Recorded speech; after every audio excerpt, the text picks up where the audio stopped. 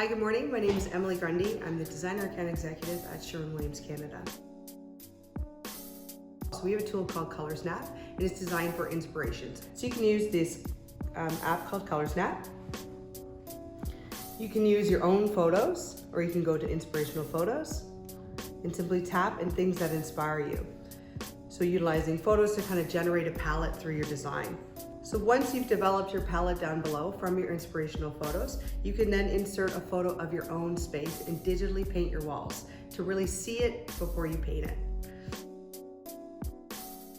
Smaller spaces, we always recommend lighter colors because it makes the space feel more open and inviting. If you have a larger space, then you can use those really dark tonality colors just to make it feel a little bit more rich.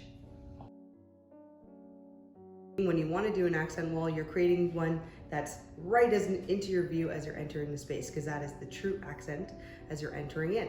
So you want to also pair it with your furniture placement as well. So making sure that everything is kind of coordinated to have a nice ample view of the product that you're trying to show off. So when you're thinking of redoing your space and you have your family to think about as well, you don't have to compromise on the design of the space. If you want a white color, you can absolutely do that. It's just the product of the quality that you're looking for. It's the best design. So the trends for 2019 and moving into 2020 are actually warming up. So last year, and even the year before that, so 2017, 2018, we saw this shift. So it's kind of imperceptible at first. Then we started to see the neutral scale really glide from cool to warm. And now all of the trends seem to be kind of following suit. So we're still kind of pairing them back to these cool neutrals, but really in tone, we're moving away from the cool and into the warm. So what we do for our color forecast every year is we actually look under every stone. So we're actually turning over furthermore than residential and commercial projects. We're looking at the world of fashion, we're looking at textiles, we're looking at flatware, we're looking at art and history. So for the first palette that we created, it's actually called Alive. So it's being present, being positive, and really relishing in this moment of this beautiful life that we're living. So we have all of these beautiful, artful colors, neutrals paired with ripe olive, and these really beautiful neutrals of navy, which is actually our color of the year.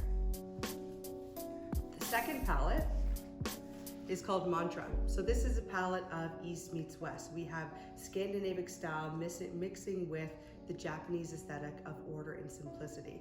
So this is really representative of 2020 because we're seeing that entire scale of moving from cool to warm.